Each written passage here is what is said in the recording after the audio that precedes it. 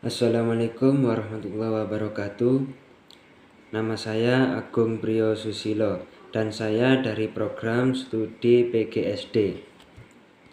Baik, di tugas tutorial 2 ini yaitu membuat video tentang peran filsafat ilmu dalam memperkuat ilmu pendidikan. Baik, saya akan menjelaskannya.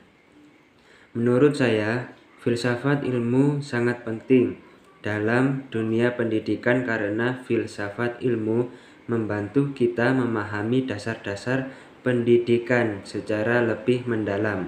Jadi pendidikan itu bukan hanya saat mengajar dan belajar saja, tetapi juga tentang tujuan, cara, dan nilai yang ada di dalam pendidikan itu sendiri. Filsafat ilmu membantu memperkuat ilmu pendidikan melalui 3 hal, yaitu ontologi, epistemologi, dan aksiologi. Ontologi membahas tentang hakikat atau inti dari pendidikan. Misalnya, kenapa pendidikan itu penting dan apa tujuan sebenarnya dari pendidikan. Dari sini kita bisa memahami bahwa pendidikan bukan hanya untuk mencari nilai bagus, tetapi juga untuk membentuk karakter dan kemampuan peserta didik. Lalu epistemologi membahas tentang bagaimana cara mendapatkan ilmu pengetahuan. Dalam pendidikan, hal ini berhubungan dengan metode pembelajaran, cara guru mengajar, dan bagaimana siswa memahami materi. Jadi, guru harus memilih cara belajar yang tepat supaya siswa lebih mudah mempelajari pelajaran. Kemudian aksiologi membahas tentang nilai dan manfaat ilmu. Menurut saya, ilmu pendidikan harus membawa manfaat yang baik bagi kehidupan. Karena itu, pendidikan juga harus mengajarkan sikap, moral, dan tanggung jawab, bukan hanya teori saja. Filsafat ilmu juga sering disebut sebagai pisau analisis dalam pendidikan. Maksudnya, filsafat ilmu membantu kita menganalisis masalah-masalah pendidikan dari berbagai sudut pandang.